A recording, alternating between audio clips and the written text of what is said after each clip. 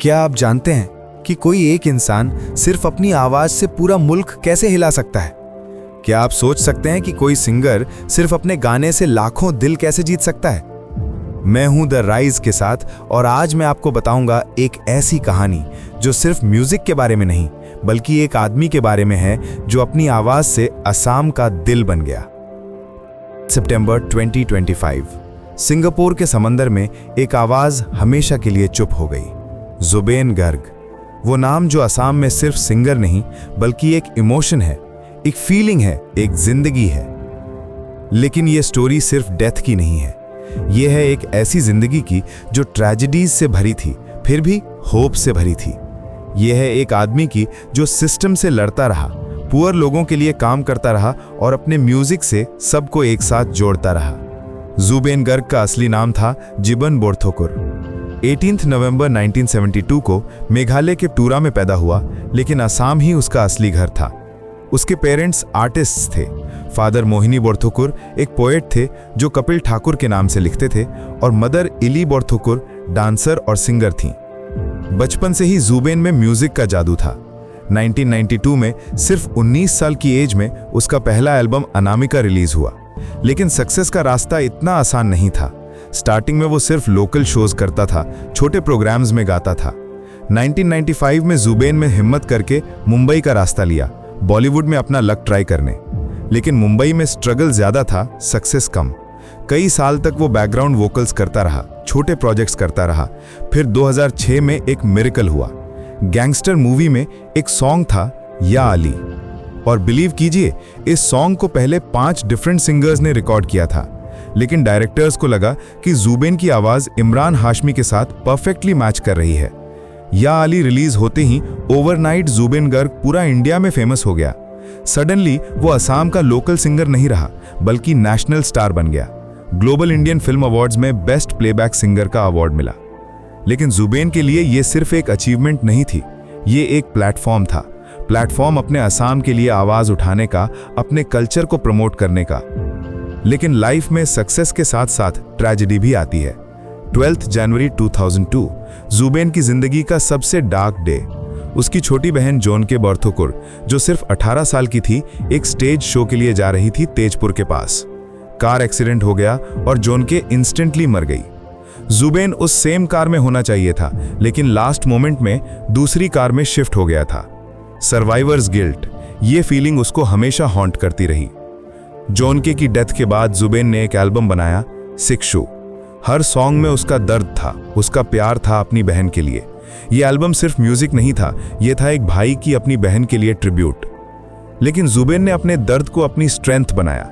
40,000 plus songs 40 languages में गाया, 12 instruments बजाता था। ढोल, गिटार, हारमोनियम, तबला, हर इंस्ट्रूमेंट में एक्सपर्ट था। लेकिन सबसे इंपॉर्टेंट बात, वो सिर्फ सिंगर नहीं था, वो एक सोशल एक्टिविस्ट था। कलागुरु आर्टिस्ट फाउंडेशन बनाया, फ्लड विक्टिम्स की हेल्प करता था, पुअर लोगों की मेडिकल ट्रीटमेंट के लिए पैसा देता था। कोविड के टाइम अपना घर कोविड केयर सेंटर बना दिया। 15 ऑर्फन चिल्ड्रन को अडॉप्ट किया अपनी वाइफ गरिमा के साथ। 2019 में CAA यानी कि सिटीजनशिप अमेंडमेंट एक्ट के अगेंस्ट जब प्रोटेस्ट हो रहे थे, जुबेन फ्रंट लाइन में खड़ा था। वो कहता था कि असम हमारा है, हम अपने राइट्स के लिए लड़ेंगे। लेकिन यहाँ इंटरेस्टिंग बात यह है कि जुबेन का अप्रोच बिल्कुल अलग था। वो हिंदू मुस्लिम यूनिटी की बात करता था। असम में जब रिलीजियस टेंशन्स बढ़ते थे, जुबेन का म्यूजिक सबको एक साथ जोड़ता था। सितंबर 2025 सिंगापुर में एक याट पार्टी। कुछ असमीज NRIs ने north east India festival organise किया था। जुबेन वहां परफॉर्मेंस के लिए गया था, लेकिन जो हुआ वो किसी ने सोचा नहीं था। सी स्विमिंग के टाइम जुबेन ड्राउन हो गया। इनिशियली एक्सीडेंट लगा, लेकिन जल्दी क्वेश्चंस उठने लगे। जुबेन की वाइफ गरिमा को लगता है कि ये एक्सीडेंट नहीं है। असम के चीफ मिनिस्टर हिमंता बिस्वा शर्मा ने स्पेशल इन्वेस्टिगेशन टीम बनाया।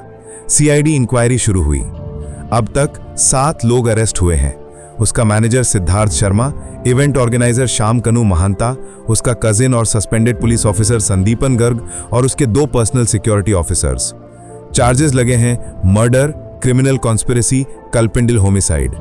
सिंगापुर पुलिस भी इन्वेस्टिगेशन कर रही है। अक्टूबर 21 को Singapore police Assam police team से मिलने वाले हैं। लेकिन सबसे शॉकिंग बात यह है कि सोशल मीडिया पर फेक पोस्टमार्टम रिपोर्ट सर्कुलेट हो रही है। पुलिस ने क्लियर किया है कि ये रिपोर्ट फेक है, लेकिन कंफ्यूजन और सस्पिशंस बढ़ रहे हैं। 15 अक्टूबर 2025 जब अक्यूज्ड लोग कोर्ट से जेल ले जा रहे थे, बक्सा जेल के बाहर ह्यूज प्रोटेस्ट हुए।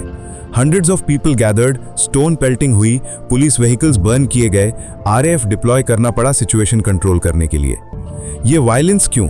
क्योंकि असम के लोग जुबेन को सिर्फ सिंगर नहीं मानते थे, वो उनका जुबेन दा था, वो उनका कल्चरल आइकन था, उनका दोस्त था, उनका वॉइस था। आज 2025 में जुबेन नहीं है, लेकिन उसकी लेगेसी है। 40,000 प्लस सॉन्ग्स हैं, काउंटलेस लाइव्स जो उसने टच किए हैं, चैरिटी वर्क जो उसने किया है, यूनिटी जो उसने प्रमोट किया है। जुबेन गर्ग सिर्फ एक सिंगर नहीं था, वो एक मूवमेंट था, वो एक फीलिंग था। वो प्रूव करता था कि म्यूजिक से बाउंड्रीज तोड़ सकते हैं, डिफरेंसेस मिटाए जा सकते हैं और दिल जोड़े जा सकते हैं। जब वो या अली गाता था तो पूरा इंडिया सुनता था। जब वो असमीज सॉन्ग्स गाता था तो पूरा नॉर्थ ईस्ट प्राउड फील करता था। जब वो सोशल इश्यूज के लिए बोलता था तो यूथ इंस्पायर होता था।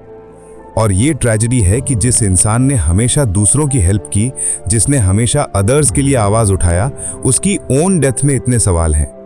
सिंगापुर के समंदर में जो हुआ, उसकी फुल ट्रूथ क्या है? इन्वेस्टिगेशन चल रही है, जस्टिस मिलेगा या नहीं ये टाइम बताएगा। लेकिन एक बात पक्की है, जुबेन गर्ग का म्यूजिक, उसका मैसेज, उसकी वैल्यूज हमेशा जिंदा रहेंगे।